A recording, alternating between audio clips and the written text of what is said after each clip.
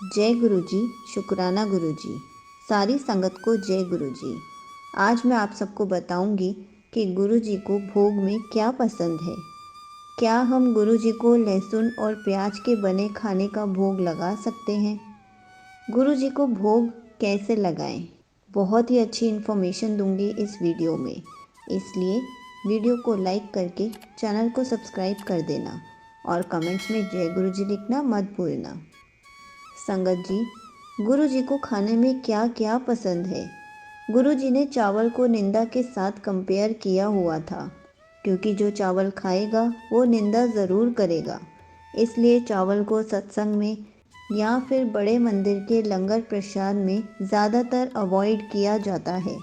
गुरु जी को रोटी में घी लगाकर खाना बहुत पसंद था, साथ में दाल और चटनी बहुत पसंद थी। गुरु जी को सिंपल खाना बहुत पसंद था। गुरु जी को हम लहसुन प्याज वाला खाना दे सकते हैं। संगत जी, गुरु जी को खाने में चटनी बहुत पसंद थी, इसलिए हमारे लंगर प्रसाद में जो बड़े मंदिर से मिलता है उसमें हमेशा चटनी होती है, और चटनी लहसुन प्याज के बिना नहीं बनती। उनको हर खाने में चटनी खाना बहुत पसंद था। गुरु जी को मीठे में जलेबी, कड़ा प्रसाद, खोए वाली बर्फ़ी, सब देसी खाने बहुत पसंद थे। गुरु जी को स्नैक्स में ब्रेड पकोड़े, समोसे बहुत पसंद थे। गुरु जी को भोग कैसे लगाया जाता है? वैसे तो बोला जाता है कि गुरु जी को भोग लगाने के लिए अलग से थाली, कटोरी, चम्मच, ग्लास और इन सबको ढकने के लिए कटोरियाँ होनी चाहिए। लेकिन आप मुझे एक बात बताइए, अगर कोई फैमिली नए बर्तन के लिए अफोर्ड नहीं कर सकती, तो क्या वो गुरु जी को भोग नहीं लगा सकती?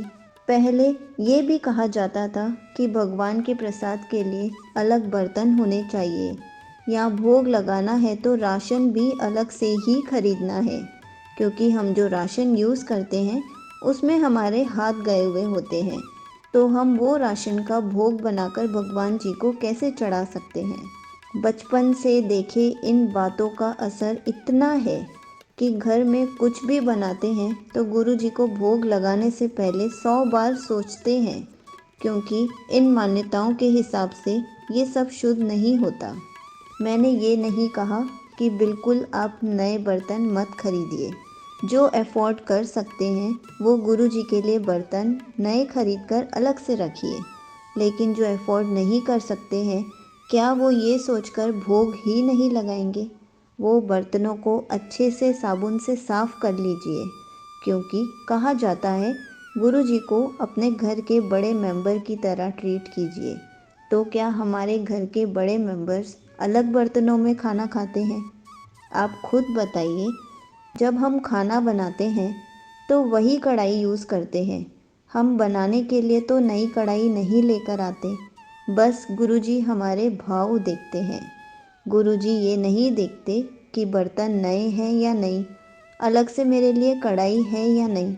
गुरुजी को अपने घर के सदस्यों की तरह ट्रीट करना है। बहुत संगतों के सत्संग सुने जिसमें गुरुजी कभी उनकी चाय प्रसाद पीते हैं, कभी साथ में खाते हैं, और खुद देखा भी जब एक आंटी ने बर्थडे पार्टी में गुरुजी को खीर प्रसाद दोबारा हमारे बीच आकर दिया, तो जाकर इन सब आडंबरों से निकल पाए। समझ आया कि ये सिर्फ नियम हमारी शुद्धता के लिए ही किए गए हैं। अगर हम बर्तनों को अच्छे से धोकर गुरु जी को भोग लगाएंगे तो गुरु जी उसमें भोग ज़रूर लगाएंगे। ऐसा नहीं है कि गुरु जी बोलेंगे कि इसमें तो तुम खाते हो, मैं नहीं खाऊंगा। गुरु जी हमारे घर के मेंबर की तरह ही हैं। गुरु जी को हम उन बर्तनों में भी खिला सकते हैं अगर हम अफोर्ड नहीं कर सकते कि हम नए बर्तन खरीदें। मुझसे एक संगत जी ने पूछा कि मैं अभी नए बर्तन अफोर्ड नहीं कर सकती, तो क्या मैं गुरु जी को भोग नहीं लगा सकती? संगत जी, आप बिल्कुल भोग लगा सकते हैं, बस बर्तन अच्छे से साफ़ होने चाहिए और आपका भाव अच्छा होना चाहिए। गुरु जी भोग ज़रूर लगा कर जाएंगे, उसमें अपनी ब्लेसिंग्स ज़रूर डालेंगे। हमें इन सब बेड़ियों में नहीं पड़ना है। भगवान जी को, गुरु जी को सिर्फ हमारी आस्था से मतलब रहता है। जब भी लंगर प्रसाद बनता है तो हम बहुत बार सोचते हैं नमक सही होगा या नहीं, परेशान हो जाते हैं। अब कोई संगत जो गुरु जी को सही नमक वाला प्रसाद देना चाहती है, भोग लगाना चाहती है, प्रेमवश पहले वो चखती है, फिर गुरु जी के सामने लाती है। वो राम और शबरी के बेर वाला प्यार है।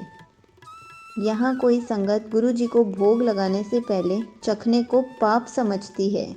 दोनों में ही प्यार है, दोनों ही सही हैं। गुरु जी हमारा भाव देखते हैं, गुरु जी हमारा भाव का भोग लेते हैं। ऐसे भी जो सृष्टि के समस्त जीव का पेट भरता है, उसे हम क्या खिला सकते हैं। इसलिए इन सब आडंबरों में नहीं पड़ना है। हमें सिर्फ गुरु जी को अपनी आस्था दिखानी है, अपना प्रेम का भाव दिखाना है। ज़रूरी नहीं है कि हमारे बर्तन नए होंगे, गुरु जी उसमें तभी भोग लगाएंगे। क्योंकि बहुत संगत ऐसा सोचती है कि अगर हमारे बर्तन नए नहीं हैं तो हम गुरु जी को भोग नहीं लगा सकते। इसी पर मैं आप सबसे एक क्वेश्चन पूछती हूँ। अगर गुरु जी आपके घर में खाना खाने आए और आपके घर में नए बर्तन नहीं हैं, तो आप क्या करोगे? उनको अच्छे से धोकर उसी में खाना दोगे या फिर उन्हें बिठाकर वेट करने के लिए बोलोगे और नए बर्तन लेने जाओगे, फिर आकर गुरु जी को खाना दोगे? आई थिंक इससे बात क्लियर हो जाती है कि जब भी गुरु जी आपके घर में अचानक से आ जाते, अगर जब वो फिज़िकल फॉर्म में थे, तो आप उन्हीं बर्तनों में उनको खाना देते। इसलिए गुरु जी को आप अपने ही घर में बड़े मेंबर की तरह ट्रीट कर रहे हो। ऐसा नहीं है कि गुरु जी आपके बर्तनों में भोग नहीं लगाएंगे। ये सिर्फ इसलिए कहा जाता है कि गुरु जी के बर्तन नए होने चाहिए, मतलब वो अच्छे से साफ़ होने चाहिए। अब गुरु जी को भोग कैसे लगाएं? आपको जो भी गुरु जी को भोग लगाना है, ढककर ही रखना है और 10 या 15 मिनट गुरु जी के पास ही बैठना है और कहना है, गुरु जी इस भोग में अपनी सारी शक्तियाँ, अपनी सारी ब्लेसिंग्स डाल दो ताकि मैं इसे प्रसाद के रूप में खा सकूं। संगत जी, भोग में चाय बिस्किट या आप जो भी ब्रेकफास्ट, लंच, डिनर में खा रहे हो, वो भोग लगाकर प्रसाद बनाकर आप रोज़ खा सकते हो। इससे आपको रोज़ लंगर प्रसाद खाने को मिलेगा। आपकी बीमारियां भी ख़त्म हो जाएंगी। और प्रसाद को दोबारा गर्म नहीं करना है, ये गुरु जी के वचनों में भी है। गुरु जी का भोग लगाना कंपल्सरी नहीं है, वो सब आपकी श्रद्धा पर डिपेंड करता है। लेकिन आपने गुरु जी की गद्दी लगाई है तो आपको गुरु जी का भोग ज़रूर लगाना है और तीनों टाइम लगाना है। अगर आपने गुरु जी की गद्दी नहीं लगाई है तो आप रोज़ गुरु जी को चाय प्रसाद और साथ में बिस्किट्स भी भोग में लगा सकते हो। आपको गुरु जी की रोज़ ब्लेसिंग्स मिलेंगी इससे।